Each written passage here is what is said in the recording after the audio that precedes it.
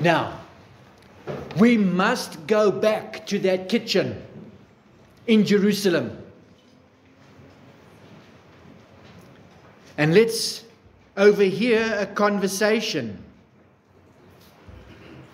This time with a Christian husband talking to his wife what's going on in Jerusalem. He's very concerned about their safety. The leaders are arresting Christians and putting him in jail. He's concerned that this will happen to him, and who will look after his family? Well, Acts chapter 8 tells us about this madman that this Christian husband is talking to his wife about. So come with me.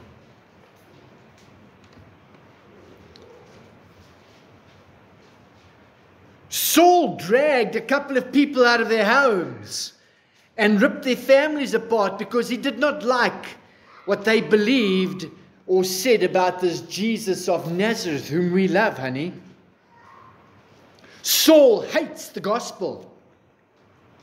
He's an enemy of Christ and the church. Stephen's innocence made him boil with anger even more so.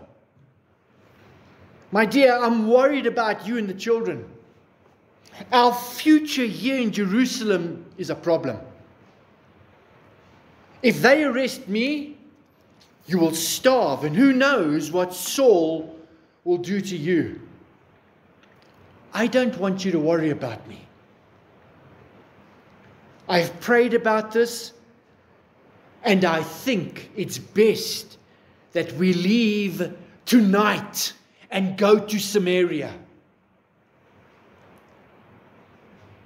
Yes, I know the Samaritans hate us Jews.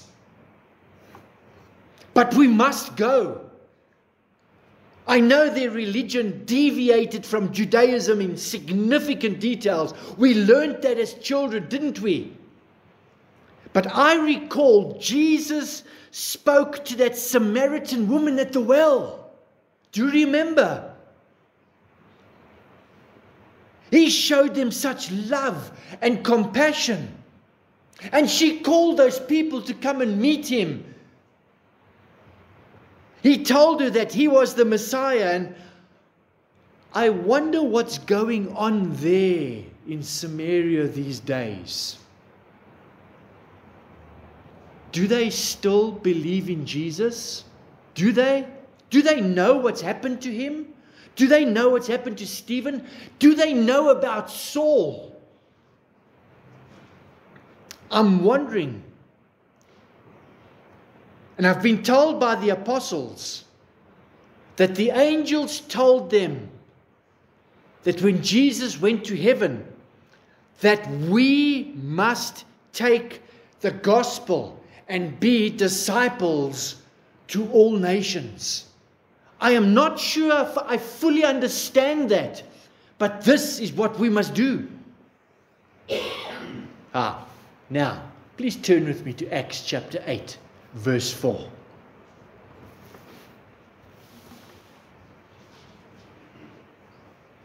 Therefore those who were scattered went everywhere, preaching the word.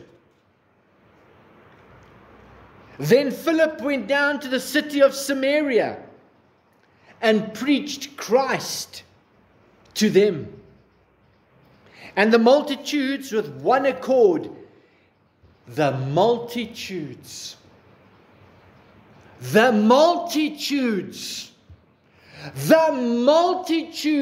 one accord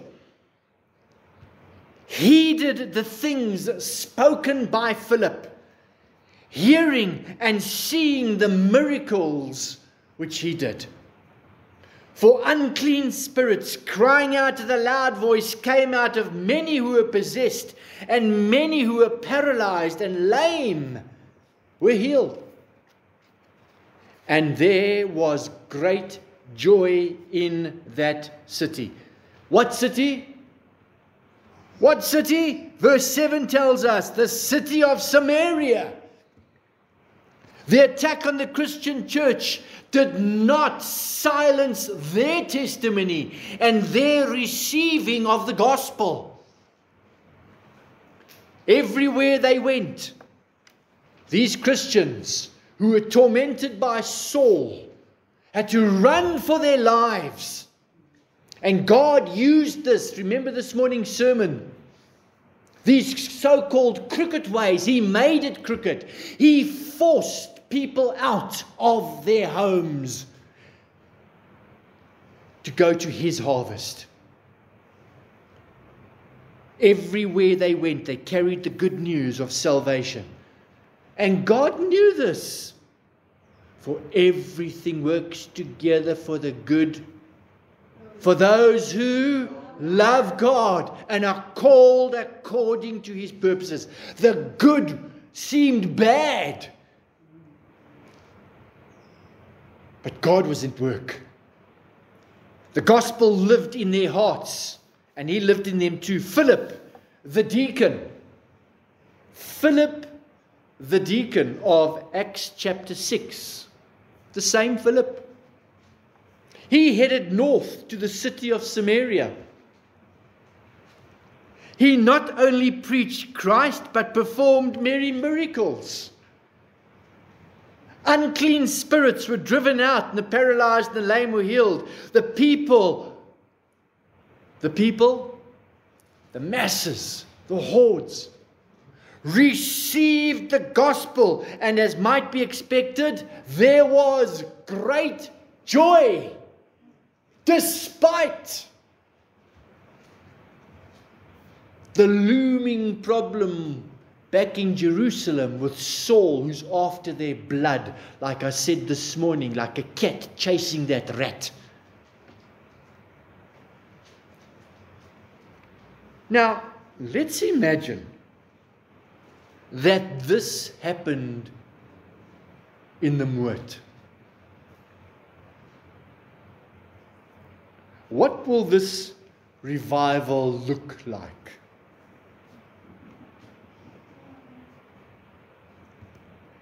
When the Holy Spirit falls upon us,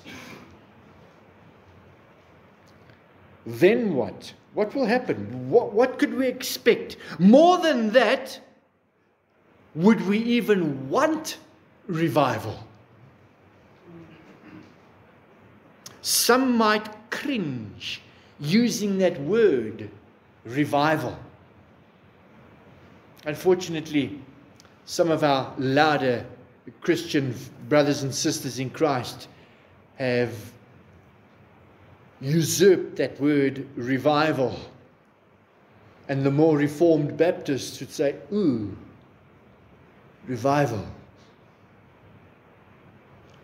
You may be skeptical about all the emotionalism and the fake news.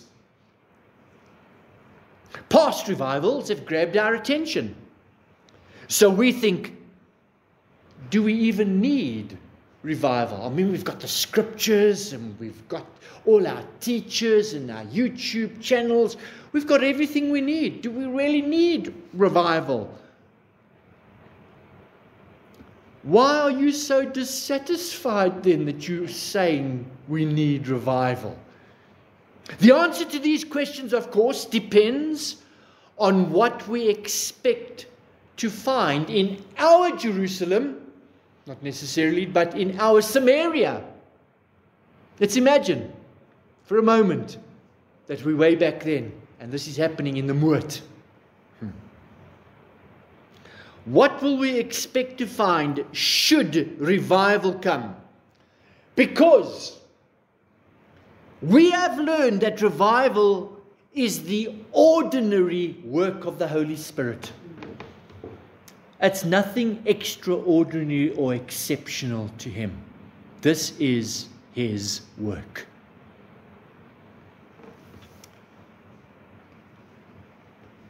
And this is what He does.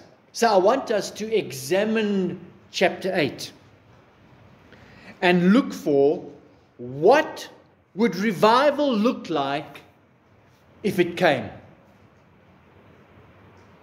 Here are 4 short thoughts that I extract from that passage. 1, revival will be costly.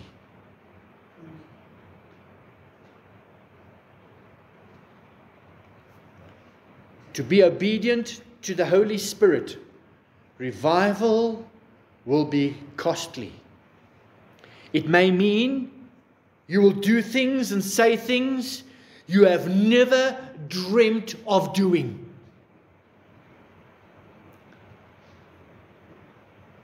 Stepping out in faith and doing it. This is not me to talk about the gospel. Revival is costly. It is not cheap. It'll cost you all the excuses of saying no. Putting that one side and say, here I am, Holy Spirit. Yes. Revival costs others perception of you. You are putting yourself out there. Are you prepared to put your reputation on the line? Just as these Samaritans received the gospel with great joy, not caring what's going on in Jerusalem. Paul, Saul, give us your best shot.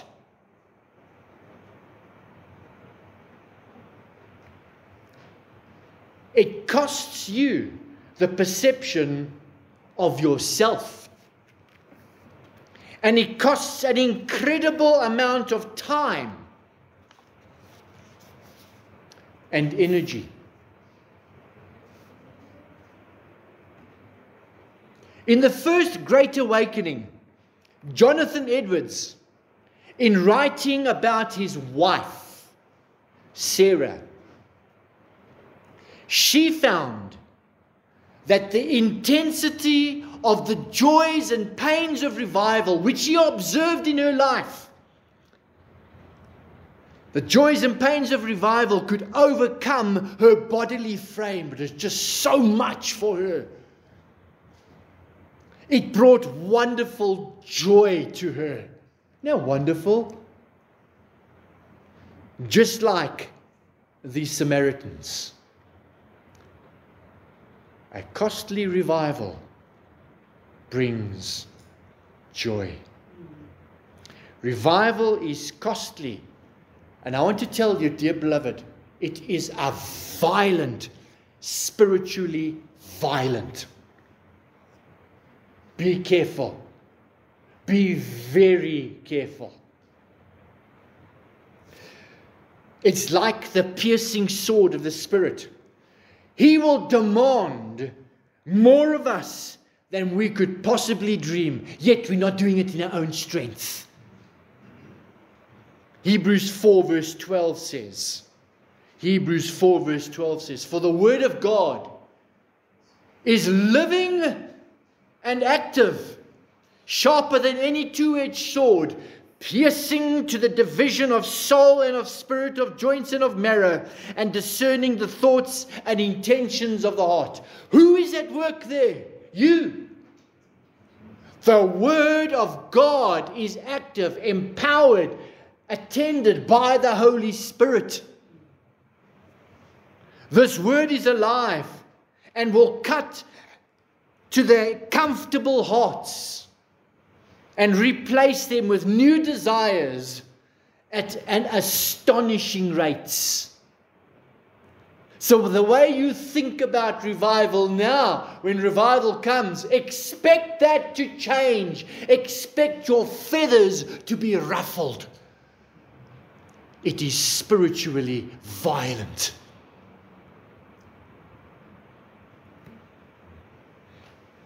During revivals, the speed and size of these surgeries often bring overwhelming, strong, regretfully sometimes fake emotions.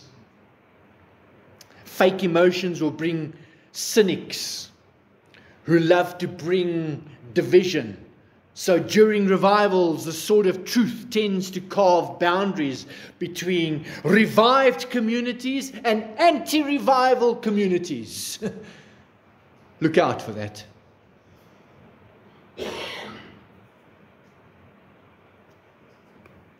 Some will go in all out. They will give their all. Others will stand on the side and have lots to say. Secondly, revival will be easy. What do you mean by that? No, I'm not contradicting myself.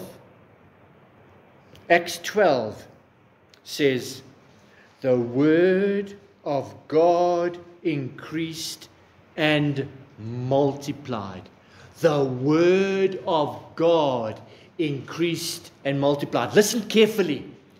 Healings, throwing out demons, visions, prophecies, multiplied. We have revival. Listen to the music. No. The word of God increased and multiplied. They received the word with great joy. It is the word that is active and sharper than any two-edged sword. Revival is an act of God. It is the word of God attended by the Holy Spirit. He is doing the unseen work. All the hard work, the miraculous work, the transforming work. Ironically, if we were to see revival, we could expect that much of the strain and stress and costliness we would feel is somewhat easy. Because we are not really doing the work, are we? The transforming work and the converting work, the repenting work and the convicting work and the discipleship work and so on. Revival is His word going out. Now in Acts 12, even as James is killed, Peter is imprisoned. We'll get there. And much of the leadership of the early church is being hunted. And there's great hardship. But the gospel increases and multiplies. God is at work then, and He has not stopped working because His harvest is not finished. And as it multiplies, everyone in the revived community seems incredibly joyous and happy despite the costliness. Well, thirdly, revival will be surprising. A chap was driving down the road and he saw this notice board over there and he says, "Come to this church, revival here on Sundays and Wednesdays." He drove further down the road and there's another notice board.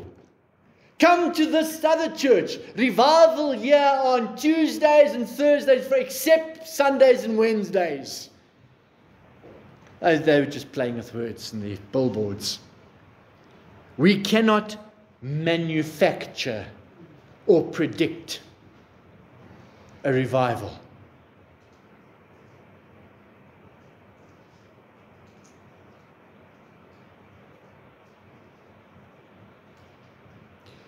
It is surprising. Jonah was a prophet who did not want revival. He even accused God of being too merciful to these pagans.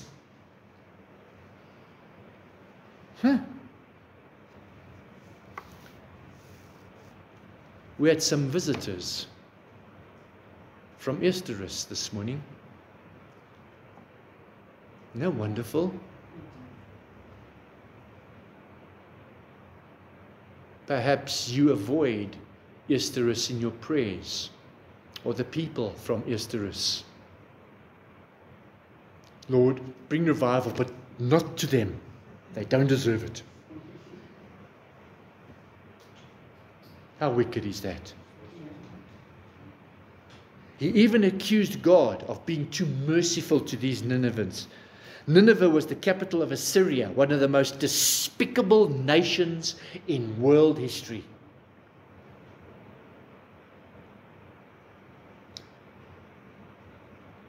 I find myself, when I'm watching the news in the Middle East and in Eastern Europe, oh God,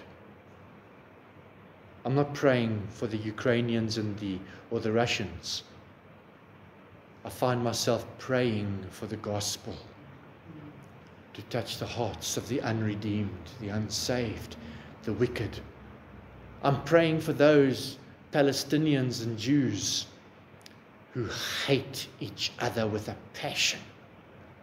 Praying for the church, that God would do something surprisingly miraculous. And something very interesting surprised me. The Gazans are walking through the streets protesting against Hamas. Down with Hamas, they are terrorists. Is this a surprising start of the work of a revival? The surprising work of the Holy Spirit amongst Muslims who claim to have heard Christ speak to them and even see Him? I can't answer that. I don't have answers. Or why would God choose to awaken the Gentiles rather than the Jews? Why go to Samaria? Stick there in Jerusalem, Be loyal to your people. Why would He choose to come to me? Why would He choose to come to you? One of the few things that will be unsurprising about revival is that it will be surprising. Both the people who receive revival and the way in which revival comes may shock us. From George Whitfield's scandalous open-air preaching. You can't preach the word of God outside. You must be inside the building. A scandalous open-air preaching to the controversial institution of song leaders and songbooks in the Second Great Awakening. Revivals have always been full of Holy Spirit innovation, intrigue, and controversy. The point of revival is that the Word of God will shine like a light on what has been dwelt in darkness. The sinner will see with great joy, see a great and holy God, see their sinfulness, and see the price that is being paid. Their debt is settled with a holy God by His blood, and repent and come to Him with all their heart. Inevitably, the revived community will inwardly and outwardly change in ways that they will not even anticipate. I did not know that the Lord would want to use me like that. I'm an introvert. I can't talk to people about the gospel. My friend, put your trust in the Holy Spirit. Put your trust and lean with your whole personality on Him, and let Him see, and you see how He uses you in a most surprising way. I challenge you. I remember the first time I was converted at the age of 15. 3 days later, I was at the Students' Christian Association in the prayer meeting, Standard 8, at a boys' high school, at a prayer meeting before school starts, and I prayed for the first time publicly. I blushed with embarrassment. I fell over my words, But that was the dike wall broken. And the boldness and the equipping of the Holy Spirit then on has been an incredible journey. And I want to challenge you to walk with the Holy Spirit in such a manner. Trust Him. Well, during the Welsh revival, the coal miners' donkeys could not understand their instructions anymore. Productivity plummeted. The donkeys were lame with confusion. What's going on? They were confused because the miners no longer gave their commands in cursing and spoke kindly. Even the donkeys understood this. Even the police had no work anymore. The crime rate was negligible. Certain industries and practices closed down. There was no more demand. I can think of a couple of practices and shops that I pray that will close down in our community. So be careful. When asking for revival, it will bring much change in you and in our community that we do not expect. We do not know what happened in Samaria after Philip and this Jerusalem family that emigrated there. We don't know. Except that there was great joy. Lastly, revival will be normal. Revival is not new. It is not revolutionary. It is God that speaks life into a church, into a community, and in a nation, and in individual Christians, and even in sinners. This is normal. This is God at work. It is simple, tear-stained confession that beckons the floodwaters of revival. Dear Calvary, taking that metaphor a little bit further, I want to encourage you in your private prayers. There's a sign up over there on that board over there, and I want to encourage you to go read it, where our dry-eyed prayers. I'm praying for tear-full prayers, not a little stream, but a mighty river by God's grace and mercy, that He would hear our hearts cry for His name's sake. Well, Tim Keller, who died a short while ago, was right when he said that in every revival there is a recovery of the gospel.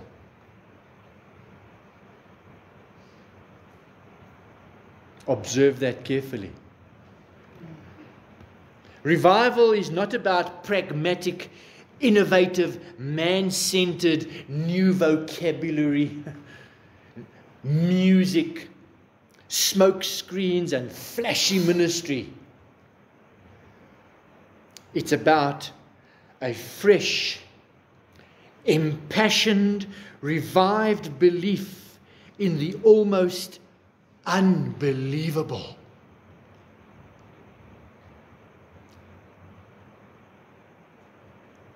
We will be astounded to see how He works. The Holy Spirit will take the Word of God and drive the truth home that Jesus died for us. The Word is alive, and He grants faith. He grants spiritual life. He grants repentance and conversion. He will bring our attention and affection to the eternal truth that He has paid the price in His blood that God demanded for our sin. And this is what we have been focusing on as a church. Matthew 28. And folks are learning how to share their 1-minute testimony or their 1-minute story of what Christ has done in them with confidence, because it points to the living Christ in their hearts.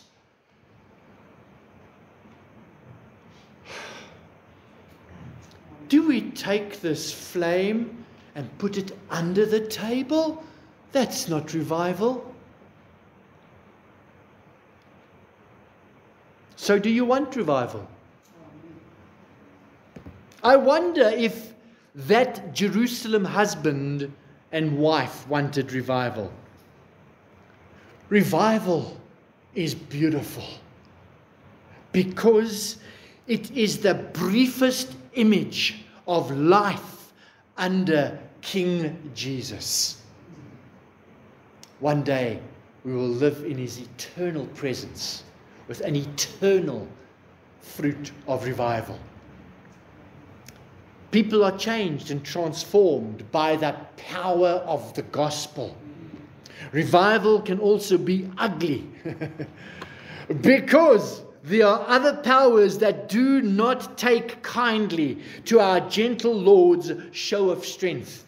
And we learned about that from Saul. For a brief moment, it was ugly. Until God came to him.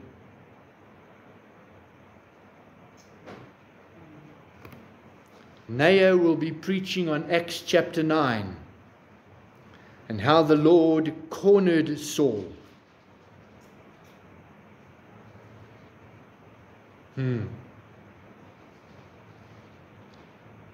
So far and no further, Saul. Why do you persecute me?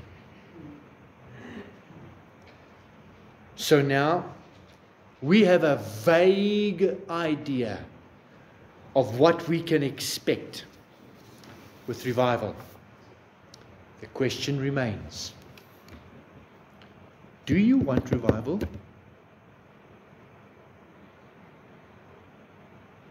Lord, thank you for the early church. Thank you for Philip and the Samaritans. It's conceivable, O God, that they too were dispersed as Christians and took the gospel all over the world. Thank you for their obedience. Thank you for what the Holy Spirit did in the early church. Thank you for the privilege that we are the fruit of their obedience. This Gentile church, 2,000 years later, thank you. Thank you for the privilege of hearing the gospel, receiving the gospel, and loving the same Christ as they did.